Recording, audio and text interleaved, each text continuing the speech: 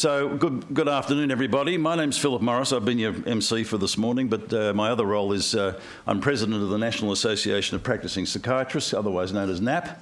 You can see my qualifications there. I'm a psychiatrist, and I'm been involved in as an interested party in this field for about 4 or 5 years. I'm not a child psychiatrist, so the trans community will say that I have no weight or bearing or shouldn't be even involved in this, but as a general psychiatrist and as a person who's interested in the way that we look after patients and treat and the way you diagnose and treat people, I've taken an interest in it, and I've been interested because I'm president of this association. So the National Association of Practising Psychiatrists is a group of psychiatrists. We're small in number but very powerful, influential. Largely because we take on things. We're all members of the Royal Australian New Zealand College of Psychiatrists, so we're fellows. We tend to take on topics and clinical areas that the college does not like to touch because it's either too controversial. The other thing that this group has always been very strongly trying to protect the financial viability of private practitioners in Australia, and so again, the colleges of medicine don't like to talk about money. So our group is prepared to fight for our members and our patients' financial health, and we take on topics that the college sometimes doesn't want to do it because they think it's too controversial. So we got involved as an organisation back in 2019, and you can see on the slide there, I've indicated all the things that we've been involved with as far as this particular field of medicine is concerned. And we started off with our first intervention was a letter to the Minister for Health at the time, which was, of course, the previous Coalition Minister for Health in the federal Parliament was Greg Hunt. And we said, we, like others who were asking at the same time, we'd like a national inquiry into this particular problem. What is the best way of treating young people with gender dysphoria? We knew there was a controversy, of course, but we thought there was, let's get an inquiry, let's have a look at the data, let's have a look and see what we can do. So the Minister, Greg Hunt, sent our letter off with a number of others to the College of Physicians. Now, why the College of Physicians, the Royal Australasian College of Physicians? Because they have a division, which of course is the paediatric division. And they got a response back, the College of Physicians, who I thought were basically trying to support their colleagues, their paediatric colleagues at Melbourne Hospital, Dr. Telfer, I think it was at the time. And the College of Physicians said, Mr. Hunt, no, you don't need an inquiry into that. Any inquiry might upset somebody. So we don't want to know anything about the background of this. We don't want to know whether it's scientific to do what you're doing. We just don't want to, you shouldn't do it because some people might be upset. So the Minister didn't do anything. So that was our first thing. The second thing we were involved with was in Queensland was the first state to introduce the conversion legislation. And I, on behalf of the NAP, was asked to speak to the one of the Queensland parliamentary inquiries. Before that, we had a meeting with, I think it was organised by the Australian Christian Lobby, and another speaker was there, my dear colleague here, who's going to be speaking to you after me, Patrick Parkinson, and we gave a seminar. Now, that was the first time I'd ever been in a seminar with the radical feminists, the radical lesbians and whatever else, and I thought, oh, I was scared, I was worried. But they all turned out to be actually people that were arguing the same thing that we were. Let's be cautious about this thing. So I said, the comment that I should not have said, I said, it's important that when you see a child with this sort of problem, you should think about what else they might be presenting with. And we call it in medicine, we call it diagnosis and differential diagnosis. And any of my colleagues who've worked in medicine knows that that's the bottom line in diagnosis. You've got to think about other things that might present this way. For my sins, when I stood for election for our College of Psychiatrists, I was regarded by many of my colleagues as being not fit to be president because I thought that there should be a differential diagnosis thought about in terms of child gender dysphoria, which was absolutely crazy, but that's the way some of our colleagues get into it. You can see there's a range of a lot of other things we did there. We did submissions to the Queensland Parliament about this conversion. What we said there was that, look, you can do this conversion thing, but don't do it so that people who are doing good therapy, you heard about someone who's doing good therapy today, and that's Diana, so they don't feel that they're going to be called out as conversion therapists. And we said, you've got to make sure your legislation doesn't lead to that implication? Well, we got a bit of a response from the Queensland government, but it went to Victoria and the ACT and they didn't do that. So everybody's running around scared that if they talk to children and they don't say, oh yes, I want to affirm you, what can I do to give you hormones, that you're going to be called a conversion therapist. One of the other things we did was back in 2001, in May, we thought, what can we do to try and put some form around what our points of view are? And my feeling was that everybody's complaining about what the pro-trans people are wanting to do, and we were saying how weak their arguments were, but we never put up anything from our point of view as to what the guide should be. So you'll see that we wrote our first guide. There's a copy of those guides out there at outside if you want to have a look at it. So that was in 2021.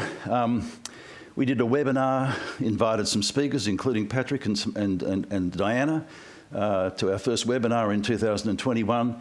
And then we were very fortunate in getting Dr. Hilary Cass to do a webinar with us in 2024 after the full Cass report had come out. We got about 200 people to our webinar, which was very good. And then subsequently, we've got involved in helping with this particular program, and we've updated our guide, which I'll talk a bit about later on. So we've tried to be fairly active in this area and providing some, I suppose, cautious input. Cautious input would be the characteristic. Now, the reason that I want to go through this is because we've known that the pro-trans community and the advocates are wanting to go down this path. They've seen this path with homosexuality. They've seen it start off being seen as a sin, as evil, and now there's fully acceptance. And so they believe that if this has happened with homosexuality, why can't it happen with gender, transgender ideology and transgender issues? You can see here, as you could go through, it starts off as in the pre-19th century, it's evil, then it becomes immoral, then it's moral failing, and then it becomes an illness in the medical community from the 19th century to the mid-20th century, and it's regarded as a biological anomaly or a developmental arrest. And in 1952, it's included in the American Psychiatric Association, that's the APA, Diagnostic and Statistical Manual the First, which is their book that describes conditions and how to diagnose them. And it's called sociopathic personality disturbance. So it's not a nice, friendly name for it. It's a bit on the negative side, but that's where it gets in. And then we hear about aversion therapies. I think that was mentioned before, shock treatment, etc., for people who've got this condition, because it was thought to be a disease. What can you do to treat it?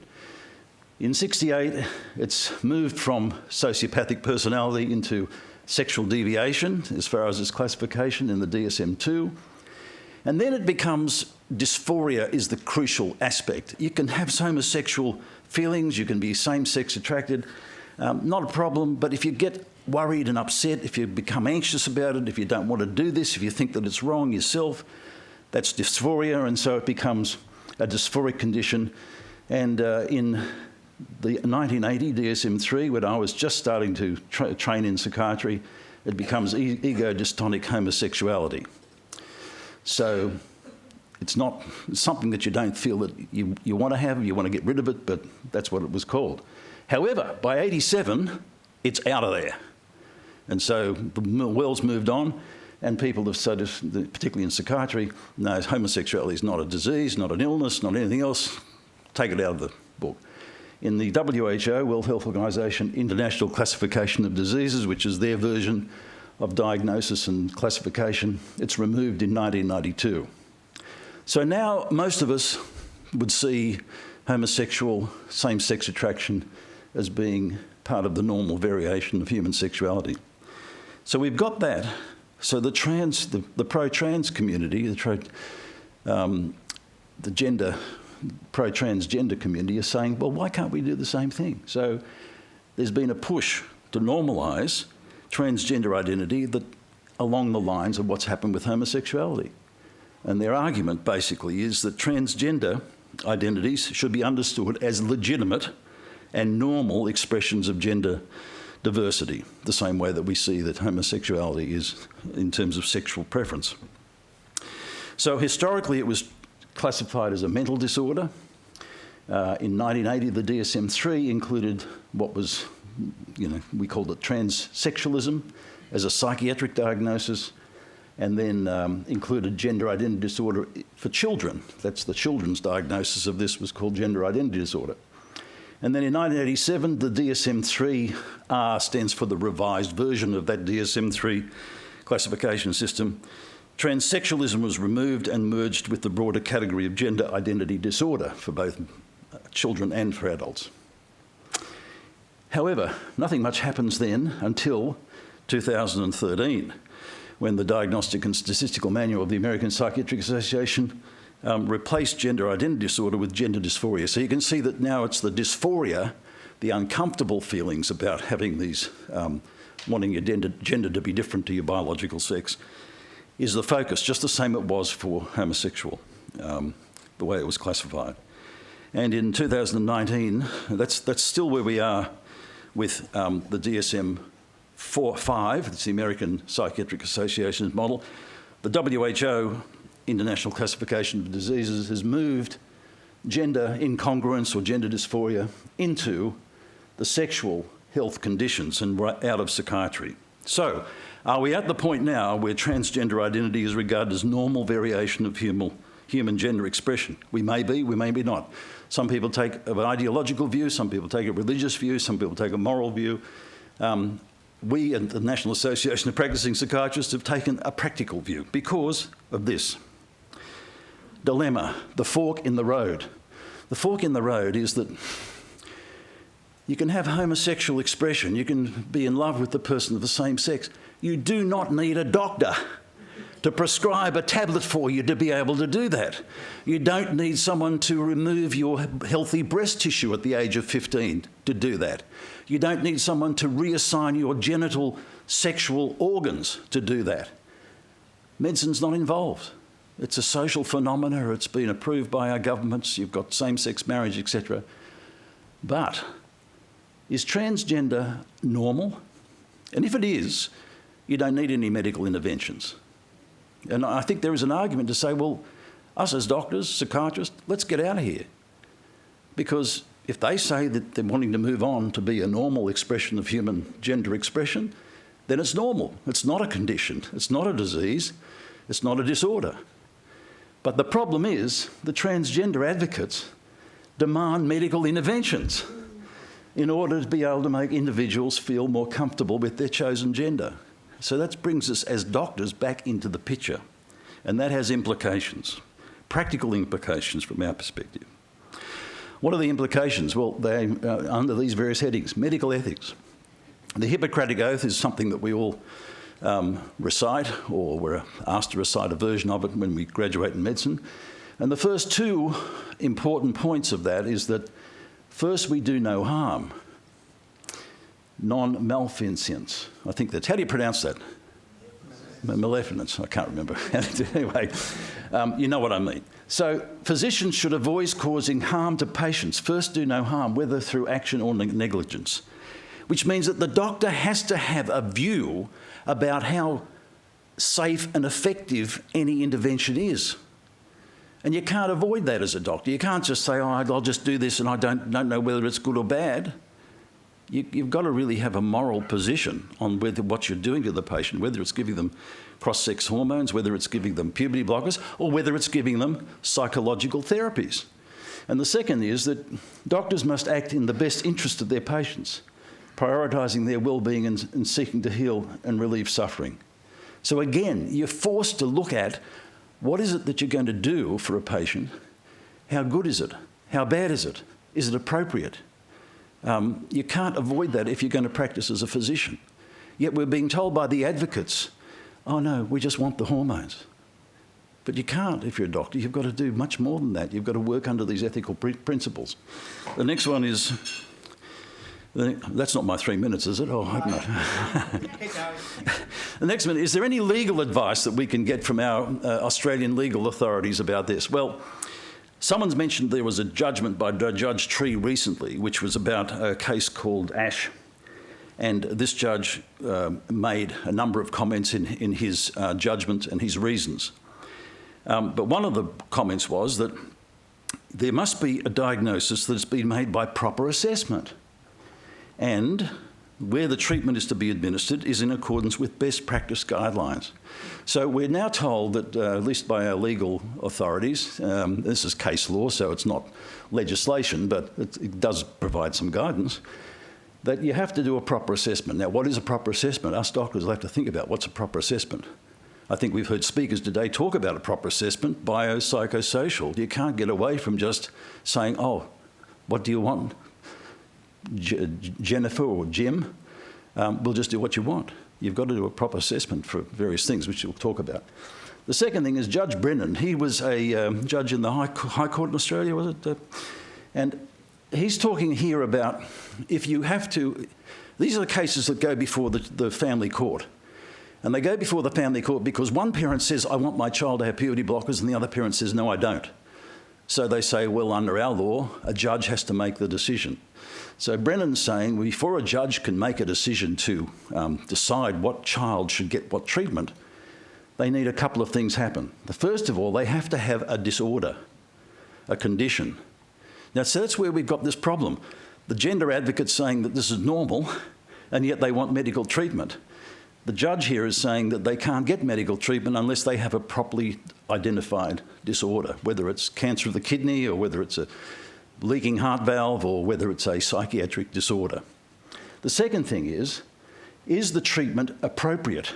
In other words, is it a treatment that's been defined, that we know about, that we can see how you apply it, you know, how many milligrams of this can you give, or what sort of surgical approach you're going to take to the removal of the leaky valve in the heart? So is it an appropriate treatment? And is it proportionate? Proportionate meaning, as far as I can understand, is do the benefits, if they've been able to be established, outweigh the detriments? And, you know, if you've got a sore finger that might be beneficial, that might be treated by a bit of antibiotic ointment and a Band-Aid, that would be proportionate, but would amputating the finger be proportionate? So it's that sort of grey area, okay? So there's some, I'm sure Patrick might have other points of view, but that's what I sort of think is sort of where any legal guidance is regarding this particular area. So this leads us to, what does a doctor need to do when they're making a decision about whether a child or adolescent is brought before them and the child is wanting to move in a particular direction in terms of their gender compared to where their sex was? The parents are asking the doctor, should we do this? The child wants this. What's the doctor need to do? Well, the doctor needs to, does the individual have a recognised disorder? You've got to make a diagnosis. You've got to come to a conclusion that they've got something that is legitimate to treat. Is the treatment appropriate? Has it been defined? Is it something that's been written about? Has it been trialled? Has it got some sort of credibility? Then you've got to answer the question, is it beneficial? And we hear a lot about the fact that the evidence base, I think Alison's raised this, is that the evidence base for how beneficial it is in the longer term, psychosocial beneficial, whether it's beneficial in terms of reducing suicidality risk, etc., is not really shown for most of these medical interventions. Does it have adverse effects? John Whitehall mentioned many of the adverse effects, but there's also psychological as well as medical adverse effects. Do the benefits now outweigh the adverse effects? Is this not only proportionate, well, this is the proportionate sort of aspect. So we've got to know about those benefits and adverse. We've got to know about how to communicate that with the patients, and we know about that many of the places don't really underestimate all the negative sides of things. And then finally, does the child or adolescent and their parents have capacity to be able to make an informed and independent decision? So all these things need to be sorted through by the doctor before you could ever start on a treatment. And we do this with every patient, no matter whether it's psychological or whether it's medical or whether it's surgical treatments. So as a result of this, the National Association of Practising Psychiatrists thought, how can we put this into a form that may be useful for people in the profession to use? And so we came up with the Managing Gender Dysphoria Young People, a clinician guide to, well, that's our clinical guide, okay? Now, that's been around since 2021. As a result of the work done by Dr. Cass and by the Scandinavians primarily, we've upgraded it and updated it, but it's very much a simple guide. It's only about 3 or 4 pages. We wrote it with child psychiatrists, psychotherapists, psychoanalysts, general adult psychiatrists, forensic psychiatrists, put it all together. No, it's not sort of at the level of an NHMRC, clinical practice guideline, but it's a practical outline of how we think you should go about assessing and helping a child with these sorts of difficulties. Now, I'll just go through the points here. How am I going, Greg? You're doing just fine. It doesn't tell me whether it's got 1 minute or 20 minutes. No, I'll tell you. You go, okay, very good. So, the introduction is as follows. It's based on the United Nations Convention of the Child. In other words, it's designed to safeguard the mental health, welfare of children. That's the primary purpose that we wrote this, because we could see that this was not being safeguarded by a massive run to putting children immediately onto medical interventions.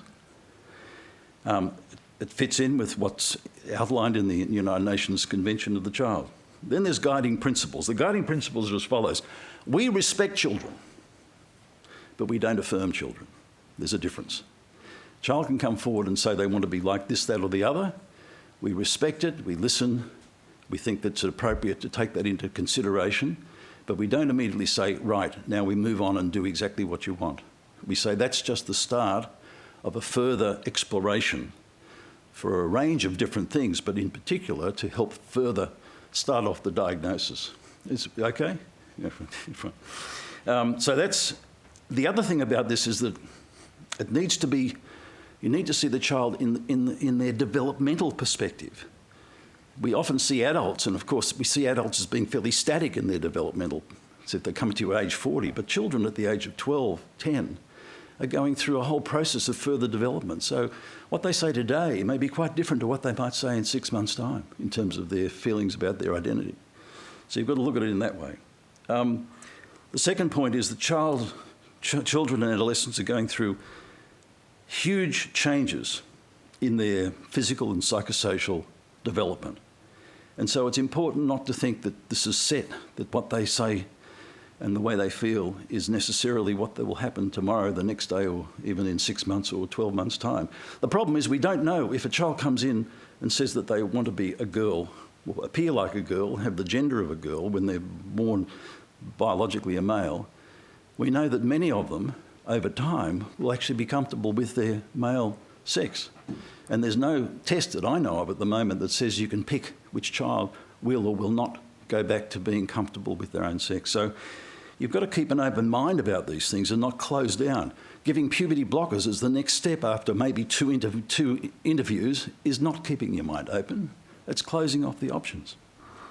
The next is that gender dysphoria, or incongruence, can be both a symptom and a syndrome.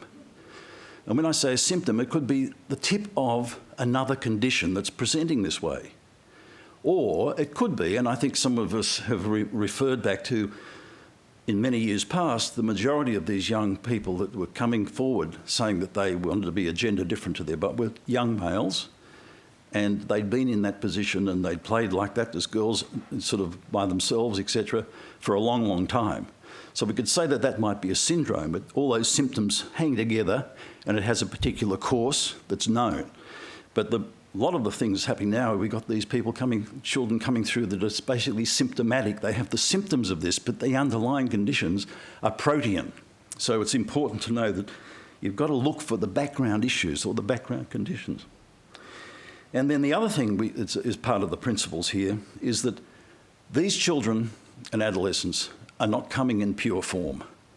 The idea that there's just gender dysphoria and there's nothing else that they have that's difficulties. We know that the majority of these children, and when people have reported this openly and genuinely, like the people from Westmead Hospital here in Sydney, they notice that the kids coming forward with these gender identity issues are as complex psychiatrically as the kids that are usually referred to clinics for things other than gender.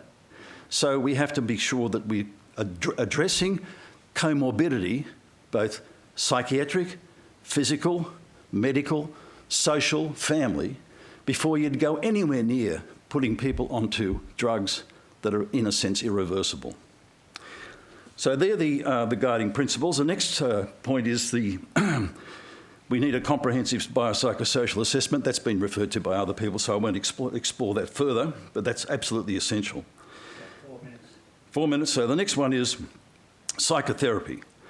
I think Diana's done us a wonderful, given us a wonderful outline today of what psychotherapy is involved with. But psychotherapy should be the first line treatment. It should not be, oh, we'll give you psychotherapy after you've started the puberty blockers. Or the psychotherapy is only there to help you be comfortable with the puberty blockers, which is what the trans community sort of basically says about psychotherapy. Yes, we give our children psychotherapy. It's to help them adjust to the fact that they're getting puberty blockers. We're saying psychotherapy exploration and support should be well before any consideration of medical interventions. The other thing is that the medical interventions need to be minimal. They may be necessary in some cases, but they need to be incredibly well explained to the families and the children as to what the pros and cons are. And the literature is showing that there's very little in the way of long-term pros, and there's a lot in the way of immediate, mid-term and long-term cons. And that needs to be explained. So they're the background situations. Now, the legal side of it in Australia, and again I can be corrected by my colleague Patrick, is that doctors will be exposed to legal risks if they do the following. If the child or adolescent is found not to be competent and can't provide informed consent, that's number one. Number two, if the parents of the child under the age of 16 don't agree, that child cannot be put on puberty blockers, cross-sex hormones, unless they are referred to the family court, and a judge in that situation will have to make a decision. Number four, if the patient is not informed of all the risks, I think someone mentioned before the Whittaker case, they need to be informed of all the risks, and they need to be able to understand the risks. So they need to be competent to be able to do that. The next point is, and this is our guide has taken into this account what's happened recently with the international perspectives. We wrote that back in 2021, and then since then, what's happened? All the Scandinavian countries have come out with their own reviews, and they've all said, caution, caution, caution. Some of them have even said, you can't get onto these things in our country, and a lot of these countries have health systems where it's basically socialised medicine. So if they say you can't get onto this through our socialised system, you cannot get onto it unless you're doing black market stuff. We won't allow you to have puberty blockers unless they're in certain situations, unless you've been through a whole lot of earlier assessment, unless you've had all your comorbidity treated, you won't get onto puberty blockers. And even then, we might not will let you get onto puberty blockers. So that was the Scandinavian countries. And then, of course, in the United Kingdom, we had the Cass report. And guess what's happened as a result of that? Both sides of politics, both the Conservatives initially and now the Labor Party, have decided to make puberty blockers illegal in the United Kingdom. And finally, one jurisdiction in Australia, that's the Queensland government, has said, because of a number of reasons, one was because of the way that things were being manipulated up in Cairns, they've said that all new patients that come to Queensland Health who are youth and who have gender dysphoria, all new patients will not be allowed to be put onto puberty blockers. They've allowed the people who've already on them to continue, but they've decided that no. So that's the Australian background. So in a sense, our guide is only being reinforced by what's happened through Scandinavia, the United Kingdom, and in Australia. So finally, the clinical decision making, this is outlined by Dr. Cass, and this is where our guide also agrees with this. She emphasised that medical intervention requires a clear diagnosis, we would agree, and a differential diagnosis, which is what I said back in 2020, because you've got to look at the alternative reasons why a person might be presenting in this way. A consideration of all the causes of distress, including other things like comorbidities, and that there needs to be a partnership approach between the doctor, the patient, the young person, and their family. And that's the principles of treatment. So our conclusion is we've done our bit. We can do a lot more, of course. But we tried to lay out in a guide what the approach could be for people who are looking after children and children and adolescents with this particular clinical area. And we hope that can be expanded further, but it's been supported and it reflects what's been happening in overseas countries that have had a look at this in more detail. Thank you very much.